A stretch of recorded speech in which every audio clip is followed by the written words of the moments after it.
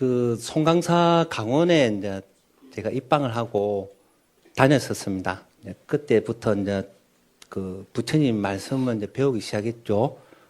경전도 배우고 어록도 배우고 했는데 그렇게 강의를 듣고 큰 스님들 법문을 듣고 이래 보니까 인가법에 대해서 이제 조금씩 이제 이해가 가기 시작하는 거예요. 그 중에 뭐가 있냐면은 복이라는 복력에 관해서 이제 제가 배우게 된 거예요. 그래서 이렇게 곰곰이 이제 제가 앉아가지고 생각을 해봤습니다. 저에 대해서도 생각해보고, 저희 어릴 때의 모습, 그리고 저희 부모님에 대해서도 제가 이렇게 생각해보니까 결론이, 복력이 부족하구나. 이 생각이 들었습니다. 저희 어머님의 그 살았던 모습을 보니까 많은 고생을 했던 거죠. 그 고생 중에 이유가 복력, 지어 놓은 게 없으니까 받을 게 없구나. 봄에 씨를 뿌린 게 없으니까 가을에 거둘 게 없겠구나. 그래서 제가 이제 그 다음에 또 내려갔습니다. 내려가가 저희 어머님 만나서 이제 말씀을 드렸던 게 부처님 말씀해 보니까 복을 지으라고 하는데 저희들이나 어머님의 모습을 보니까 복력이 부족한 것 같습니다. 그래서 이 세상에 많이 좀 고생이 많이 하신 것 같으니까 복을 지어야 된다고. 그러면 제가 뭐를 권했냐면은 공양주 하셔야 된다고. 이 들어보니까 복을 지을 수 있는 여러 가지 방법이 있는데 최고의 복력 중에 하나가 공양간에 공양주 하는 거예요. 왜냐니까 첫 번째 부처님을 공양 올리고 두 번째 큰 스님께 공양 올리고 또 세 번째 수행하는 대중 스님들께 공양 올리고 그리고 또 그 스님 그 부처님 법문을 들으러 오시는 많은 불자님들 그리고 신도님들 또 많이 수행 명상하시는 분들이 오시니까 그분들을 위해서 공양을 올릴 수 있는 것만 최고의 복력이다. 이렇게 제가 설득을 한 거죠. 그래서 절로 가셔야 된다고. 그러니까 그 얘기를 듣고는 절로 가서 공양주를 하신 거예요.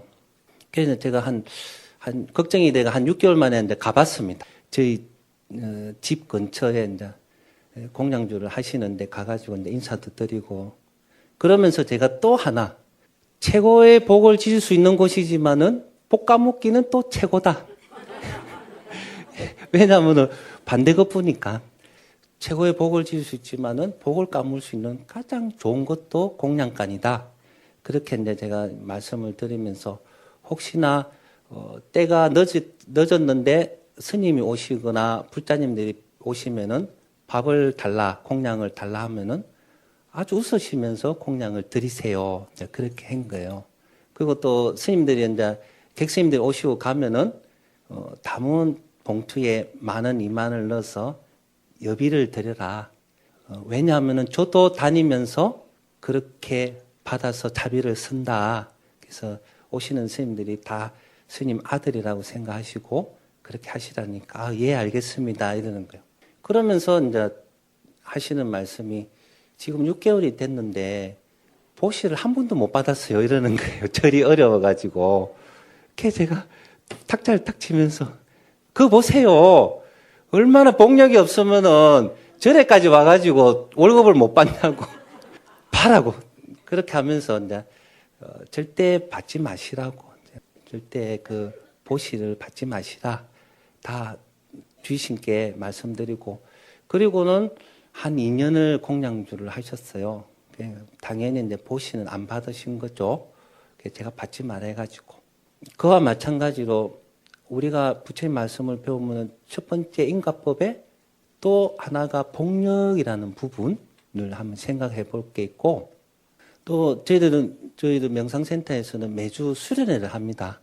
매주 수련회를 하는데 제가 이제 이렇게 토요일 저녁에는 뭐 수련하는 방법이라든가 명상하는 그런 지도를 하는데 이렇게 얘기를 쭉 하다가 부처님께서 우리는 우리의 의지대로 살지 못한다.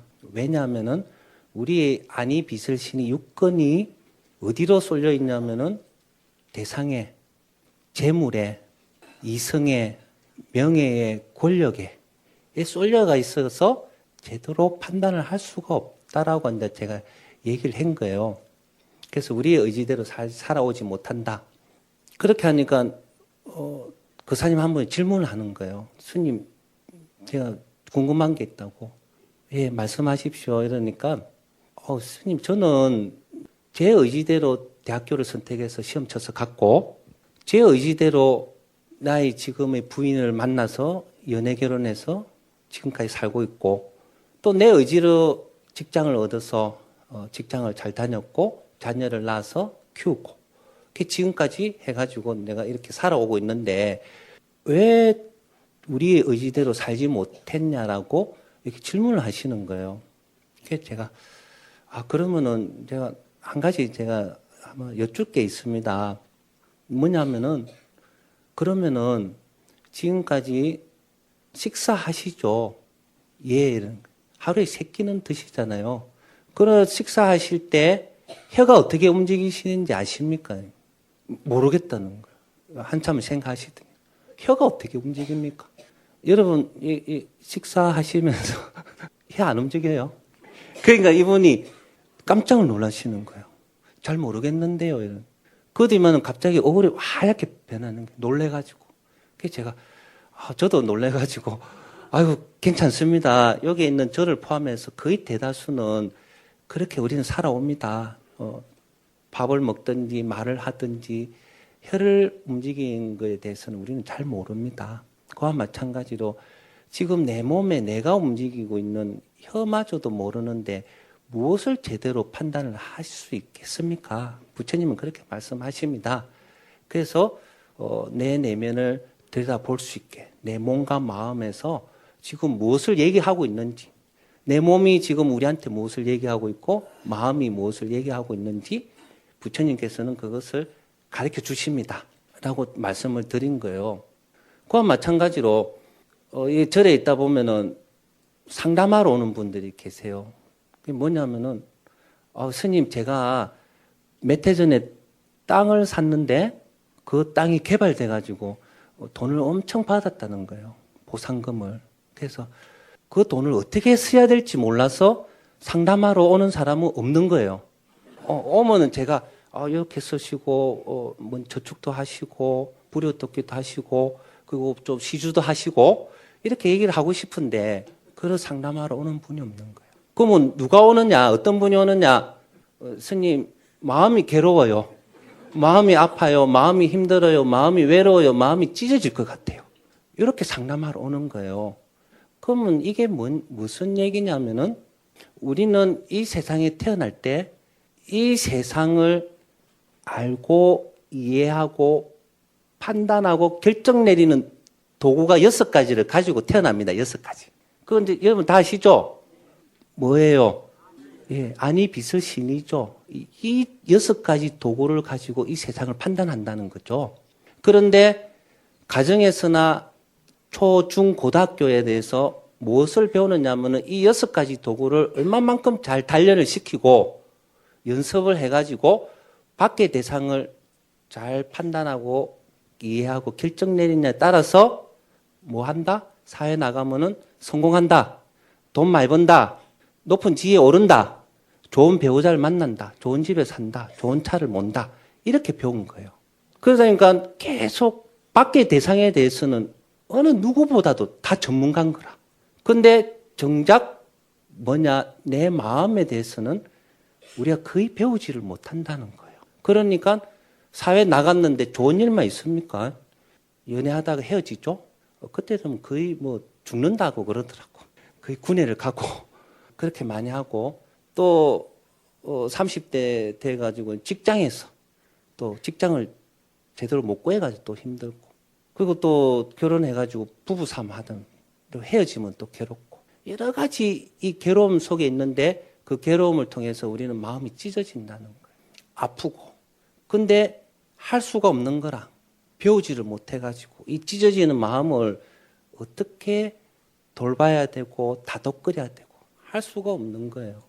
그래서 제가 보니까 부처님께서 그것을 가르쳐 주는 거예요. 그래서 우리 그 삼기 하면은 한문으로 귀불 양족전 이러죠. 귀불 양족전. 부처님 다리가 2개 있다라는 거예요. 무슨 달이에요? 예, 복해 구족, 복과 지혜인 거예요. 그래서 제가 앞에서 말했듯이 복 부분, 그다음 지혜인 거예요. 우리 마음의 특성을 알아야 된다는 거예요. 우리 마음의 특성이 뭐다? 저장된다라는 거, 기억된다라는 거. 그리고 그 기억들이 일어났다, 사라졌다, 변한다라는 거. 이거를 부처님께 가르쳐 주십니다.